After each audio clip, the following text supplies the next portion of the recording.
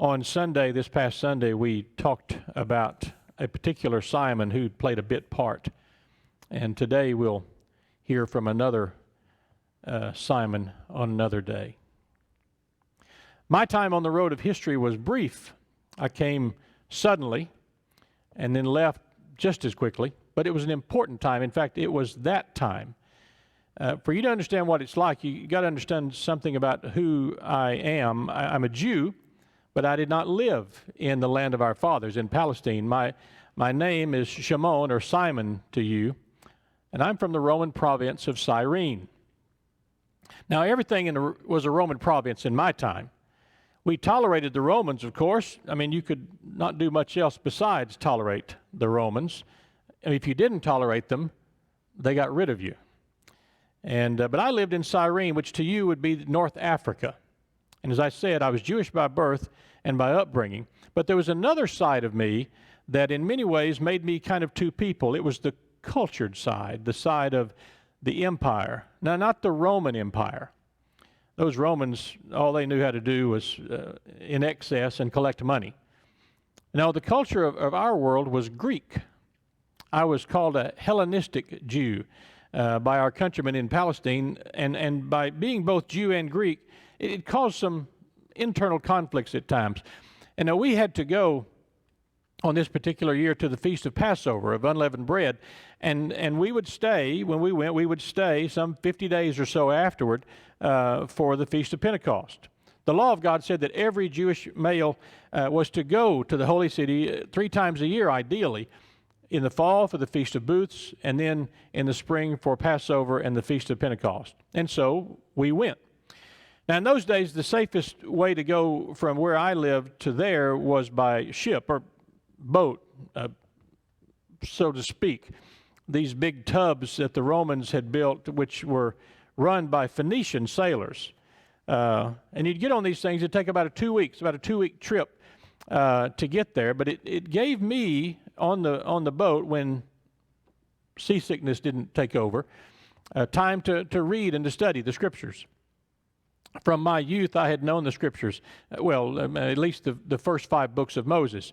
And you know those, right? The first 5 books of Moses, you all know those, right? Well, if you don't, see me later. I didn't realize you were so uncultured, but I'll work with you later if that's the case. I had memorized a lot of them. That's what we did. We didn't have entertainment to take up a lot of the time of the day, and so we would memorize the scrolls.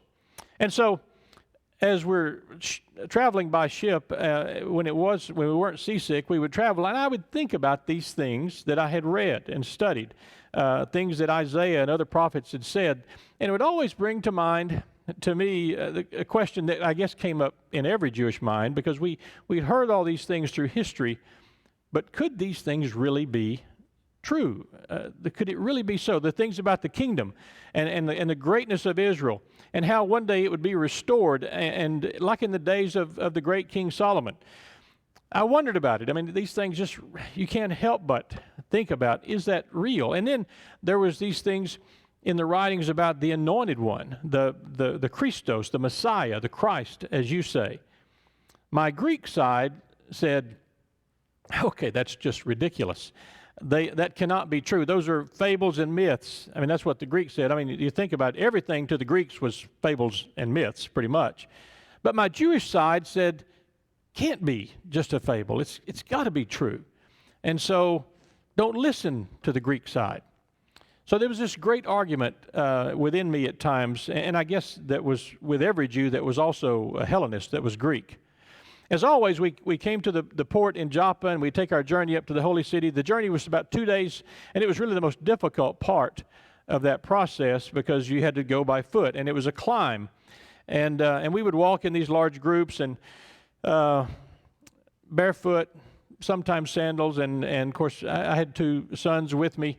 You couldn't find, beg, borrow, or even steal a mangy donkey, and so we walked. Now, while we walked for 2 days, we also thought. We had been trained to prepare for the Passover, and so we thought about those things. But the day came eventually when we crested the hill and looked down on this ancient city, Jerusalem, the city of David. And after walking or traveling for 2 weeks and then walking for a couple of days with all these things on my mind, it made me wonder, just had to wonder, could this be the year? Could it happen? Maybe, just maybe, this year Messiah would come? And wouldn't it be incredible? Wouldn't it be wonderful if it all happened when I was there? And not to put too sharp a point on it, but it's kind of, when you're doing those what ifs, it's kind of like these days whenever you buy a lottery ticket and you say, what if? It was just that kind of anticipation. And so people poured into the city. Staying inside the city itself was impossible. That's where only the wealthy stayed, and I was certainly not wealthy. And so we camped on the outside of the grounds and on the west wall. There were lots of others camped on this east side as well. And from there, we'd go into the city for the celebrations and on different days for the reading of scriptures in the various synagogues. There was a synagogue of Cyrene. In fact, the New Testament even points that out. And some of our countrymen had moved to Palestine, and so there was a synagogue that was Greek-speaking, so to speak. On this particular feast, was the first time I'd taken my two sons, Alexander and Rufus. We went into the city. It was different. I sensed maybe some excitement. It was different than before, and I tell you, we could feel it from all sides. It was just a palpable feeling almost. And it's always exciting to be in that city during the feast times, particularly the Feast of Unleavened Bread. But the excitement didn't come from the priests and the Levites. It was always interesting that how you could take these incredible stories, exciting and marvelous stories about, the original Passover and the Exodus from Egypt, the deliverance of God through the seas, and the priests and Levites had the uncanny ability to make those sound as dull as you could possibly imagine. But somehow they did it. This time there was something different. I suppose it might have been the rumors about this young rabbi from Galilee. He was a carpenter by trade, and he had caused a great stir. It was said that he actually performed some miracles. In fact, it was said that he had raised people from the dead, and if you went to the little village of Bethany, you could see one of those people that he had raised from the dead. Now, my Greek side said, well, that's ridiculous. That can't be true. But I had to admit, it was exciting to think about. Now, we'd had lots of rabbis predict that Messiah would come. It was pretty common. In fact, every year they would say, oh, yeah, just around the corner or just around the bend, Messiah's coming. But with the Romans, the bend kept getting wider and wider and wider. And usually the kind of rabbi that was predicted was not like this young man. The kind of rabbis that were expected were men who wanted to move into leadership and drive out the Romans and rule over us as in olden days. Now, the difficulty in that was the Romans didn't appreciate that and usually eliminated them pretty quick. And frankly, it was sometimes better to have the Romans in charge than some of those guys that might have risen to power. But this one was different. He didn't come to defeat Rome. In fact, early in the week that we arrived, he did a very strange thing. I didn't see it. I was not there, but it was said that he rode into the city, coming through the east gate, claiming messiahship on a donkey. And how could the Messiah ride a donkey? I mean, Rome had horses. There was plenty of transportation around. And I know the prophet Zechariah said that he would come on a donkey, but the people shouted, Hosanna, as Zechariah had said that they would. But our rabbis told us that was all symbolic, that really he would not ride a donkey.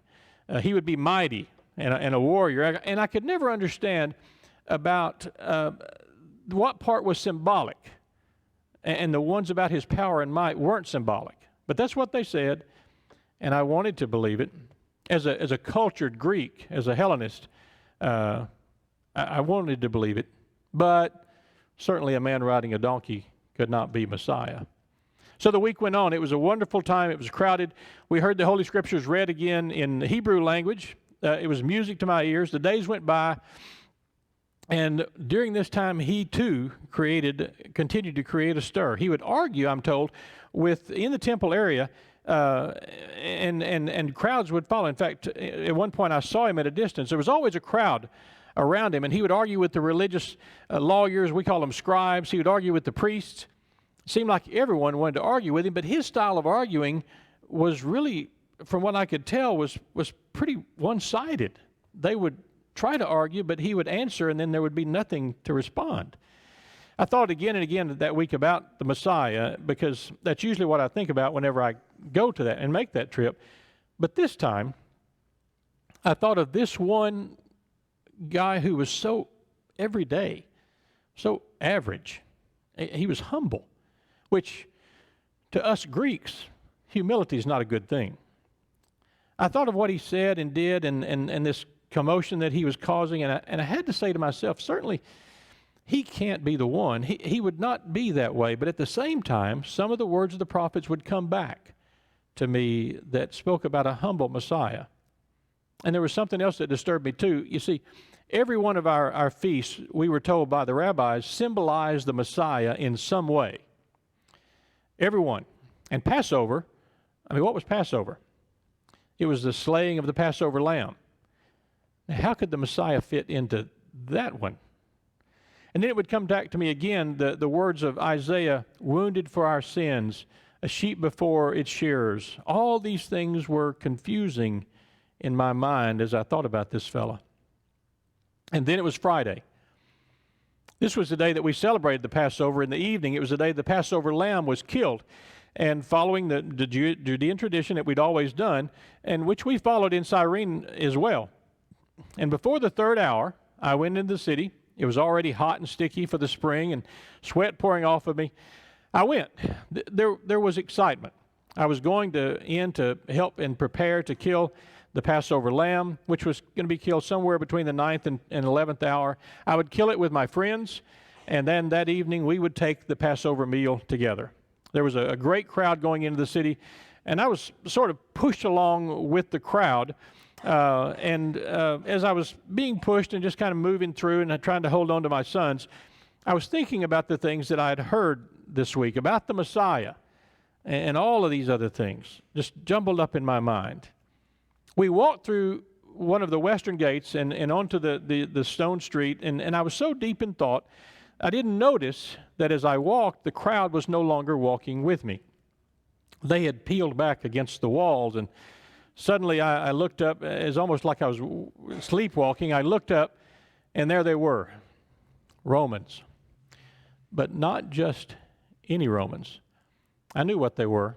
I knew what they were about. This was an execution detail.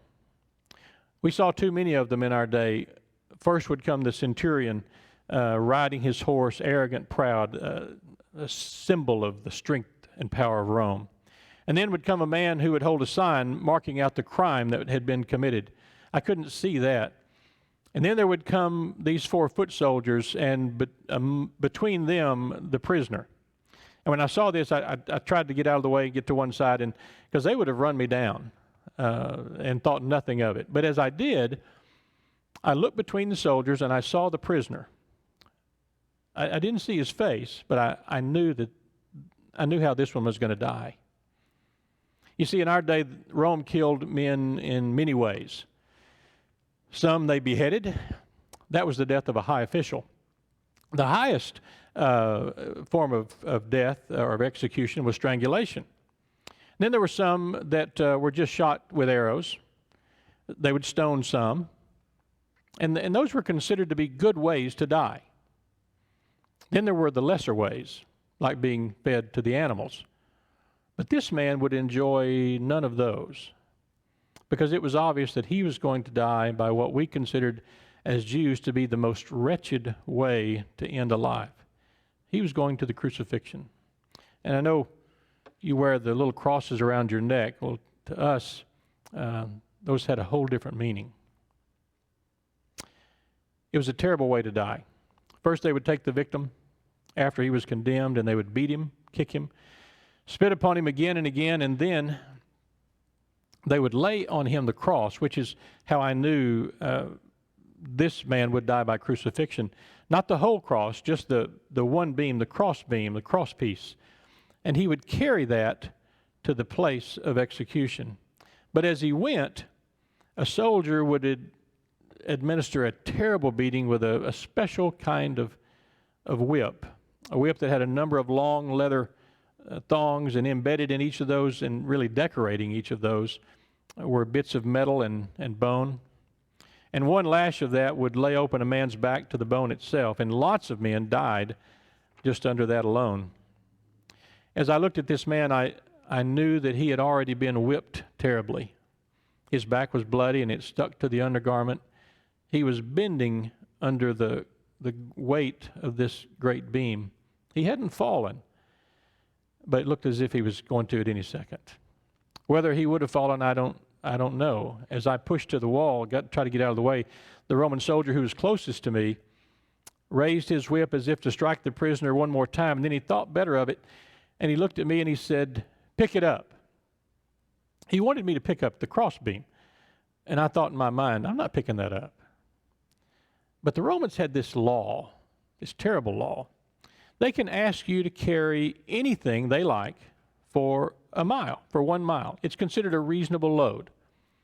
And they call it the law of conscription. We called it a number of other things. We didn't like it. Now he was asking me to pick up that piece of wood that this man had carried. And though we hated the Romans, we knew if someone was being crucified, even a Jew knew that this man must be cursed by God and had done something terrible. And so if I touched that wood and put it on my body, I would be unclean. And then I would not kill the Passover lamb or take the Passover. I would not carry it. But this Roman soldier looked at me in a way that Romans have, which says, you will carry it. And so I did. As I did, this prisoner turned and looked at me, and my heart stopped. It was him. It was the young rabbi. And though his face was beaten, and now I know beaten like the prophet Isaiah had said it would be, I saw him. And I looked into his eyes, and it really surprised me. There was no fear. I mean, if I were going to crucifixion, I would have been scared out of my wits. There was no fear. There was pain and sorrow, but there was no fear. And I lifted that piece of wood and just almost sleepwalking began to walk with him. He spoke only once during that time as we walked out of the gates into the place of execution. Now, Jewish women were following us, lamenting. They cry and moan. It's terrible. But they do it to say that they're sorry that someone is dying. They're not really sorry. They just do it. It's just part of our culture. And I felt that it wasn't right with this one. Even though he must have been a terrible criminal who had done something that I had not heard of, it just didn't seem right. And finally, he turned to them and he said, "Weep for yourselves." And then he uttered a terrible prophecy about the destruction of our city and of its people. And I thought, wow, this must be the words of an extremely bitter, bitter man. But the crazy thing is, it didn't seem as if he was bitter. It seemed as if he was just stating a fact, something that would happen. Outside of this city to the west is a great garbage dump. Basically, it's on a hill that's appropriately called the Place of the Skull. And on it there are a series of posts. Some are higher than others. And that's where Rome puts to death its most desperate criminals. And there was already a crowd there. The piece of wood was taken from me, and I was shoved back in the crowd. And fortunately, my sons were there, and I grabbed them, and I was so glad. I mean, I was ready to go. I was ready to go and wash and maybe take ablutions and somehow maybe get back involved in Passover. But I couldn't go. Something held me. I stepped back into the crowd, and I just watched. Now, it's never pleasant to see and watch a crucifixion. I've seen dozens of them in my lifetime, but you just never get used to it.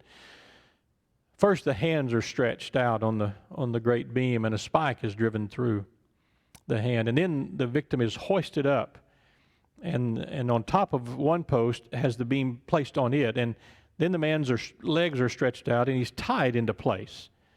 His feet are put together, and then a huge spike is driven through his feet. And that's really when the agony begins.